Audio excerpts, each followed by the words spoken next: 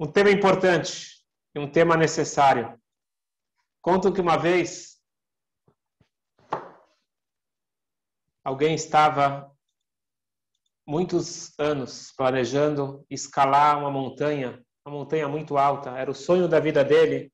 Não sei se era o Everest, mas ele estava sonhando que ele ia conseguir chegar no topo daquela montanha. E ele treinou por muitos e muitos anos. Se preparou, comprou o material.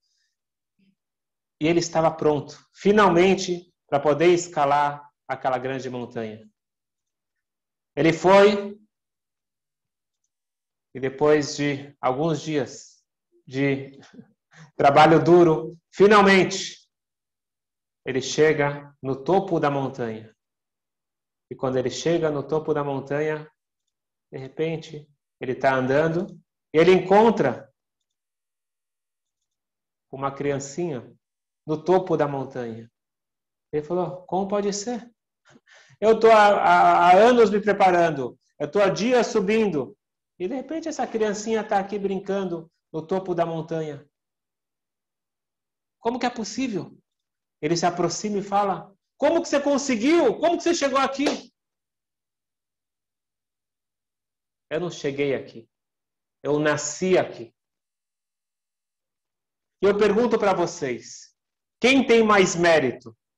Aquele que se esforçou por anos e finalmente conseguiu atingir o seu objetivo e chegar no topo? Ou aquele que já nasceu lá em cima? Nesse contexto, acredito que todo mundo vai responder que aquele que se esforçou e chegou. Mas na vida em geral, nós, como sociedade, não damos tanto valor para aquele que se esforçou. Nós queremos aquele que nasceu. Nós queremos o resultado final. Os gênios, os bem-dotados, eles são vangloriados. Aquele que tem o esforço e consegue, em geral, não é dado muito valor. Ontem, minha mãe me mandou um clipe que eu achei bastante interessante, de um restaurante no Japão, onde que todos os garçons quase sempre trazem tudo errado. Você pede uma comida, eles trazem outra comida, e todos os clientes se divertem e acham muito legal aquele restaurante. Por quê? Porque todos os garçons, eles têm demência. E estão dando uma oportunidade de eles se sentirem úteis, ganharem um dinheiro, e as pessoas, pelo menos lá no Japão, valorizam isso. Essa mudança de paradigma, a importância do esforço, a importância das conquistas, pode mudar a nossa vida. Porque, em geral, nós temos aquela ideia, não, eu quero ter uma vida tranquila, o meu sonho é quando finalmente eu vou poder me aposentar. E você pega as pessoas, o pessoal está sempre sonhando com o fim de semana, com o feriado, com as férias. Esforço, desafios e conquistas na visão judaica, desafiando a nossa zona de conforto. Diz a Torá, Adam le'amal yulad, uma frase forte. O homem nasceu para a labuta. O homem nasceu para o esforço. E hoje nós vamos falar muito da importância do esforço, de ultrapassar barreiras. E nós vamos aprender 2 motivos pela inércia humana. É a grande vantagem de nós finalmente sairmos dessa zona de conforto encontramos algo de mais valor. Essa foto aí acho que representa muita coisa. Aquela pessoa que gosta de viver dos ganhos do passado, e tem pessoas que nem têm ganhos do passado, mas querem ficar à sombra e alga fresca. Vamos ver o que o judaísmo tem a falar sobre isso. Eu queria lembrar para vocês uma coisa interessante. Na vida, vamos tirar aqui um pouquinho. Na vida nós temos aquelas pessoas que já nasceram no berço de ouro, aquelas pessoas que conquistaram. Então, isso em geral é falado na questão de bens materiais. Mas existe isso também no conceito de esforço, no conceito de resultados acadêmicos, mas vamos falar um pouquinho da nossa parte mais importante aqui, que é a questão espiritual. Como que você compara? Você tem aquela pessoa que nasceu numa família religiosa. Então, em geral, o pessoal fala, bom, para ele é fácil. Ele nasceu numa família religiosa, ele já aprendeu desde pequeno, ele sabe o que é kasher, Shabbat. Aquela pessoa que tentou entrar, então ele seria um cidadão de segunda categoria, porque ele está chegando novo, ele não não nasceu com todos esses conceitos. Porém, a grande revolução do judaísmo é o seguinte: no lugar onde tem um Baal Teshuvah, quer dizer o Baal Teshuvah, aquela pessoa que com esforço próprio atingiu um nível de conexão com Deus por escolha, e não porque ele nasceu dentro desse ambiente, ele está num patamar, num nível que o maior tzadik, o maior justo não consegue alcançar. Então você vê que no judaísmo, a gente começa a ver, já falamos várias vezes sobre isso, a valorização do esforço. Isso é muito importante, inclusive, quando conosco, e principalmente quando a gente está educando filhos, netos, alunos, a escola, pelo menos a forma, hoje em dia já começou a mudar um pouquinho, tem o qualitativo, tem a questão de comportamento, mas no final das contas, quando você chega lá no Enem, na faculdade e no mundo competitivo do trabalho, o que vale é a nota final. Ninguém está nem aí quando você se esforçou para chegar lá. O judaísmo ele valoriza muito aquele que sobe a montanha mais do que aquele que nasceu no topo da montanha. Quem é mais importante? O tzadik, o justo, aquele que nasceu no topo, ele não tem desafio nenhum. O tzadik, ele não tem que fazer um trabalho interno para não falar mal dos outros. Não passa pela cabeça dele falar mal de alguém. Para ele, fofoca está fora. Inveja, raiva, tudo isso daqui não passa por ele. Então, o judaísmo, nós vamos ver a grande valorização que tem para aquele que, por natureza, é invejoso, por natureza, ele não é calmo, ele consegue, nem sempre, ele consegue às vezes se controlar. Não é sempre, senão a gente vai virar um tzadik. Cada vez que ele consegue controlar, Deus ele bate palma.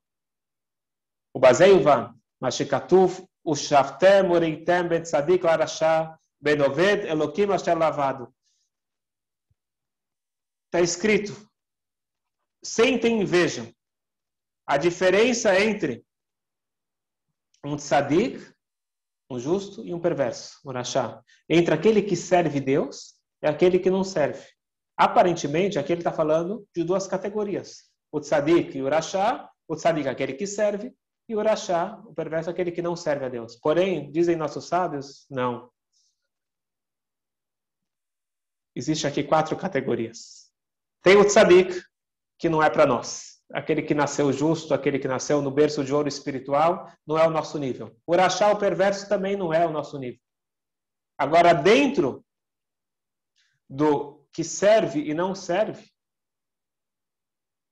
nós temos aqui esse campo intermediário. Qual a diferença entre um tzadik e aquele que serve a Deus? Não é a mesma coisa? Diz o Tânia, não. A diferença daquele que serve a Deus e o tzadik,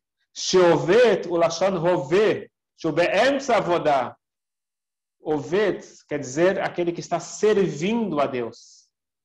Quer dizer que ele está no esforço. Ele está no meio do processo. Ele está na luta com o seu Yetzer Hará, com o seu mau instinto. Não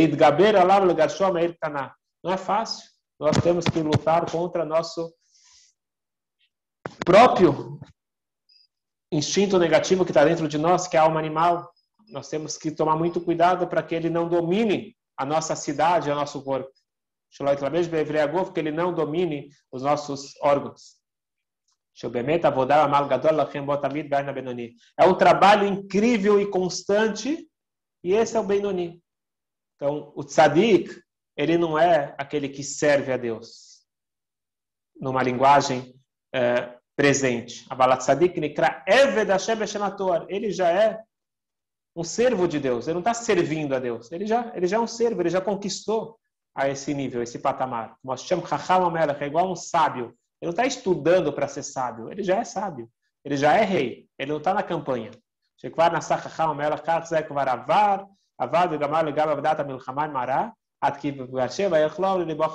tzadik, ele não tem luta nenhuma. O tzadik, ele exterminou o mal, ou que ele nasceu já sem Yetzirará, ou que ele exterminou, e ele chegou no nível onde que ele não tem mais nenhuma luta. Isso é muito fácil. Para ele, isso daqui já é normal. Quem que é mais louvável? Aquele que está se esforçando ou aquele que já conseguiu? Conto que uma vez alguém chegou para o terceiro Rebbe de Lubavitch. O terceiro Rebbe de Lubavitch era neto do primeiro, do autor do Tânia, por Tzemach Tzedek. E ele falou, era um avô, chegou junto com seu neto, perto do Bar Mitzvah, e falou, Rebbe, eu quero pedir só um favor. Um favor. Dá uma brachá, uma bênção para ele, que a conexão dele com Deus seja uma coisa automática, uma coisa natural. O Rebbe ficou muito sério e olhou para ele e falou, já faz 50 anos, começando com meu avô, o Alter Rebbe, o autor do Tânia, e eu continuo com esse esforço, que essa conexão com Deus não seja algo automático. Não é isso o judaísmo. Não é algo automático, é algo com esforço. O judaísmo, ele valoriza muito, não é muito, ele valoriza mais o esforço do que o resultado. Quer dizer, você tem que ter o resultado, mas o resultado particular, o resultado que eu atingi através de esforço, ele é muito mais louvável. E com isso nós vamos avançar um pouquinho mais e falar, dentro dessa categoria do intermediário, do Benoni, nós temos aquele que serve e aquele que não serve. Isso é bastante interessante. As pessoas não são iguais. As pessoas são diferentes. Tem aquela pessoa que tem mais facilidade para se comunicar com as pessoas, por exemplo, ele é mais extrovertido, e tem aquela pessoa que ela é mais introvertido. Tem aquela pessoa que, para ele tem uma natureza comunicativa e ele tem muita dificuldade de controlar a língua dele. A fofoca, a lachonará, é uma coisa que é uma dificuldade enorme para ele. Para outros, ele não gosta muito de falar com ninguém, ele fica no mundo dele, lendo livros, não está muito interessado em fofoca, então para ele não é tão difícil ele controlar a língua. Tem aquela pessoa que tem que lutar contra a preguiça, por exemplo. Tem outro que ele já é hiperativo e está na atividade. Tem pessoas que são mais esquentadas. Tem pessoas que são quentes por natureza. Então, ele é energético. Então, ele reage com impulsividade. Essa é a natureza dele. Então, para ele controlar isso, é muito difícil. E, por outro lado, tem aquelas pessoas que são mais frias, chegando à apatia, à indiferença. Aquela pessoa que não quer saber de nada, de ninguém, ele quer ficar no cantinho dele. Como que o livro lá, Homens São de Marte, fala que é o homem da caverna, aquele homem que não quer saber da conexão com o mundo externo. E aí a esposa pergunta para ele, o que você gostaria de janta? Qualquer coisa tá bom. Tá tudo bom. Como foi? Foi bom. E se a esposa é mais comunicativa, isso daqui irrita. Mas essa é a natureza dele. Para ele conseguir agradar e falar um elogio é muito difícil. Nós precisamos saber que servir a Deus significa sair da zona de conforto. Então, nós não vamos fazer agora uma medição. Aquela pessoa que não fala lachonará, então ele é um Benoni. Vamos ver cada caso. Quanto esforço foi empreendido nesta aquisição? Ou se nem foi aquisição, já é uma coisa natural para você. Vamos ver dentro das palavras do Tânia. A Benoni, eu quero madrigoto. Dentro da categoria do Benoni, então estamos falando de nós. Em cada momento da nossa vida. Oved Elokim Bashalavado. Tem aquilo que é servir a Deus e tem aquilo que é natural. Aquilo que é natural não tem crédito. Já tem esforço. Gava pequeno rachá, que lavar, minha chama vera calá, pega quem fala isso, chefe chalo le cai mata mutara que lavar para pode ser que ele está o tempo todo fazendo tudo o que é certo. Então, aquela pessoa que você chama a atenção dele e ele fala, não fiz nada. Esse é o problema, você não fez nada. O que significa? Ele fica nessa rotina que para ele é fácil. Então ele faz. Tem que acordar de manhã e colocar o tefilin, ele coloca o tefilin. Tem que acender as velas de Shabbat, acende as velas de Shabbat. Mas não tem esforço, não tem um entusiasmo, não existe uma conexão. Ele não tem nenhuma luta interna. Ele não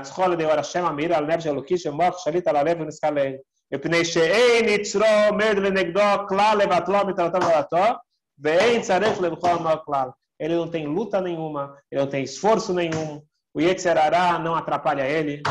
כגון, שהוא מתמיד בלימודו בטבו בתולדתו עדי תבואר דמר השחורה, וכן לא מלחמה מטבעת נשים מפני שהוא מצונן בטבעו, וכן משרת נוגע למעשה הוא מחוסר הרג שנתו בטבעו. Então ele está agora falando uma coisa que é bem interessante.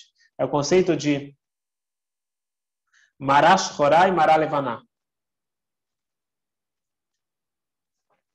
Tem alguém que tem a natureza preta e a natureza branca. Qual que é a diferença? A natureza branca é aquela pessoa extrovertida, a pessoa entusiasmada, e Marash Horá, natureza preta, aquela pessoa na dele, fechado, contido. Essa pessoa que é contida, ele não tem aquele Yetzer Hará tão forte, ardendo, igual o outro que tem uma natureza mais extrovertida. Então pode ser que ele não está fazendo nada de errado, porque ele não tem interesse. Ele falou aqui 3 exemplos. Uma pessoa que por natureza gosta de estudar, então para ele não há nenhum esforço em estudar, ele gosta de algo intelectual, então você dá para ele um livro de Torá, ele estuda. Ele não tem tanto desejo por mulheres, e para ele é mais fácil se controlar, e ele não tem aquela paixão por comida e pelos prazeres mundanos, ele é mais frio. Essa pessoa tem que procurar como ele pode sair da sua zona de conforto. Talvez fazer algo contra a sua natureza. É uma história incrível, acho que eu já contei aqui, mas vale a pena repetir. Rab Hanina ben Tardion, ele foi um dos 10 mártires, um dos grandes sábios da época do Segundo Templo, há 2000 anos. E ele está muito preocupado. Ele perguntou para o seu mestre, para Rabi Yossi, e falou, Rabi Yossi, será que eu vou para o paraíso? Que pergunta é essa? Ele é uma pessoa que estudava a Torá o dia todo, uma pessoa que fazia todas as mitzvot. Ele estava preocupado se ele ia para o paraíso. Como pode ser? Como pode ser que ele não iria para o paraíso? E o mais interessante é que o mestre fala para ele, falou, me fala alguma coisa boa que você fez. Aí ele respondeu que ele estava em casa com dinheiro, ele ficou na dúvida se aquele dinheiro era dele, se era da tzedakah, porque ele juntava dinheiro para ajudar os pobres.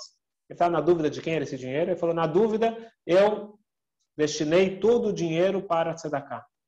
Ah, falou o mestre, agora sim, você vai para o paraíso com certeza. Que história estranha.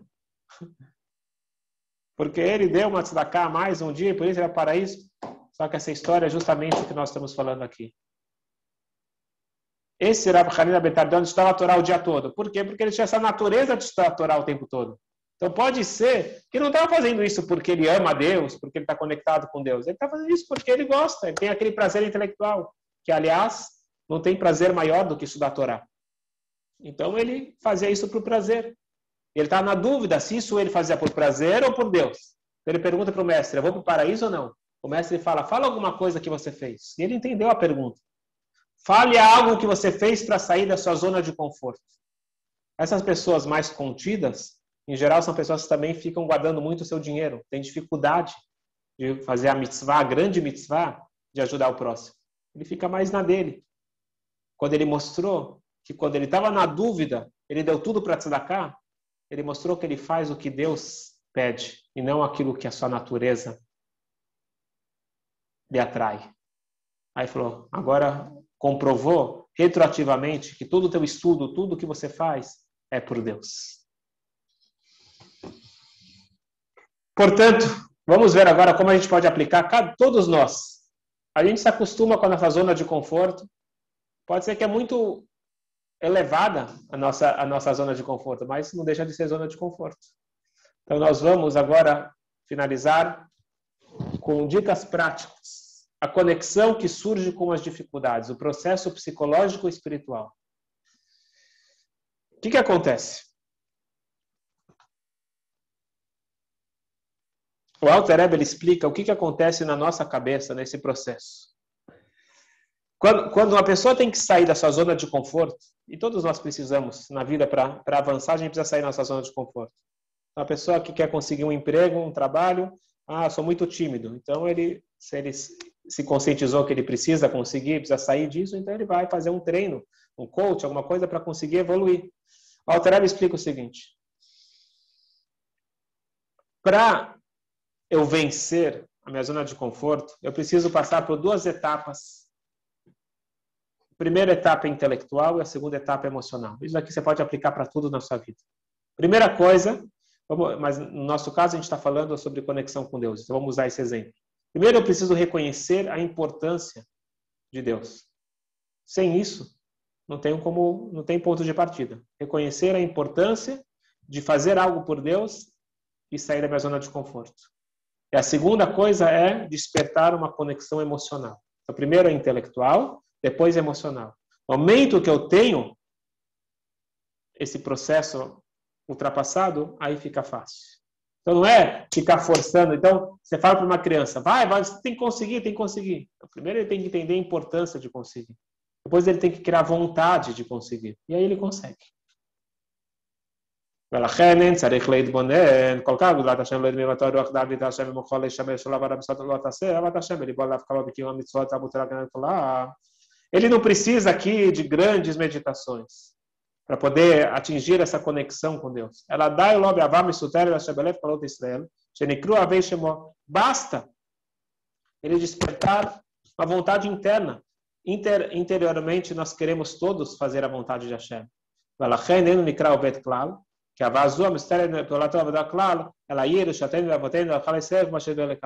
Então, essa pessoa que segue apenas a sua natureza e ele não faz o esforço, essa pessoa, ele não é chamado de Oved, aquele que serve a Deus. Ele é chamado uma pessoa que tem uma natureza boa. Tinha uma pessoa que era muito rica e ele dava muita tzedakah. Mas ele sentiu que ele precisava perguntar para o mestre dele, para o rabino dele, falou, rabino, quando que é realmente considerado uma mitzvah grande, a minha tzedakah? Porque eu tenho muito dinheiro. Então o rabino falou para ele o seguinte, a tzedakah mesmo vai começar quando começar a doer para você. Enquanto você dá sem sentir no bolso, ainda não, você não está cumprindo a mitzvah como se deve. Então, para cada um, no seu nível, quando que começa a mitzvah? Quando que começa a se conectar com Deus? A conexão com Deus começa no esforço, na dedicação. Eu sei que já passou do tempo, mas eu preciso acabar com uma história incrível que vocês vão gostar. O que acontece é que na nossa vida, às vezes, a gente fica muito para baixo e a gente acha que a vida está difícil. A vida não vai. Nós temos que lembrar de valorizar o esforço e ver os obstáculos como uma oportunidade de crescimento. E essa história é incrível. Eu escutei pessoalmente do Rabino Slavatsky. Rabino Slavatsky é o rabino da Bélgica. Ele contou que tinha uma pessoa que morava na Bélgica, ele tinha vindo da Rússia. O nome dele era Elial. O Elial, ele emigrou para a Bélgica, ele abriu uma loja de diamantes na rua principal da Antuérpia. Eventualmente ele conheceu o rabino, começou a se aproximar do judaísmo. E aos poucos ele foi se aproximando, até que ele decidiu que ele ia começar a cumprir o Shabat. Um desafio não fácil para um comerciante, fechar a loja no Shabat. E ele estava conseguindo um Shabat, 2, 3. Quando chegou na quinta semana, era bem a semana antes do fim do ano, que é chamado o Grande Sábado. é um dia onde que tem as maiores vendas do ano todo. E aquilo começou a incomodar ele. Ele sabia que ele não ia abrir, ele já tinha decidido, é uma pessoa séria, mas aquela noite, aquela sexta-feira, ele não conseguiu dormir. Aquela sexta-feira, ele ficou a noite inteira passando pela cabeça dele todo o dinheiro que ele poderia ganhar, que ele estava perdendo. Ele acordou de manhã, mas ele se forçou. Não, eu vou para a sinagoga. Ele foi para a sinagoga, ele não estava concentrado. Quando saiu da sinagoga, ele resolveu, vou só passar na frente da minha loja, só passar. Quando ele passa, ele passou na frente da, imagina só, lotado de clientes, todas as lojas vendendo, e a única loja que estava fechada era a loja dele. Ele não estava se aguentando, e para piorar, veio o vizinho dele, ei, o que é isso? Você está maluco? Você não vai abrir a loja hoje? Ele não estava se aguentando, ele quase abriu, ele correu para casa. E ele fez de conta que nada aconteceu, ele fez o kiddush para a família, mas ele sentiu que ele não ia aguentar a tentação, estava muito difícil para ele. Ele entrou no quarto dele, pegou uma garrafa de vodka, para os russos não é difícil, mas ele bebeu a garrafa toda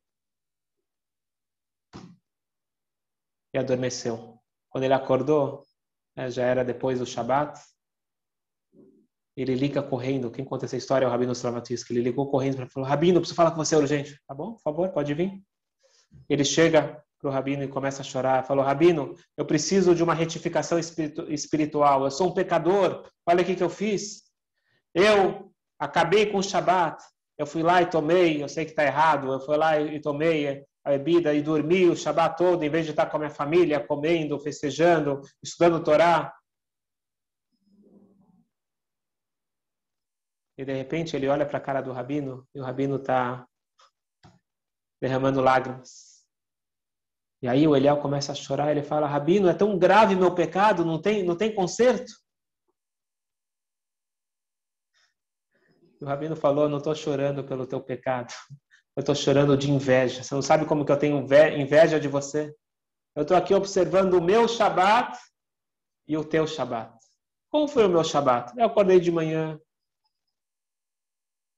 tomei café com a família, fui na mikve, fui na sinagoga, estudei um pouquinho, eu rezei tranquilo, voltei para casa, eu comi bem com a minha família, a gente estava tranquilo, eu não tive nenhum dilema, eu não tive nenhuma dificuldade.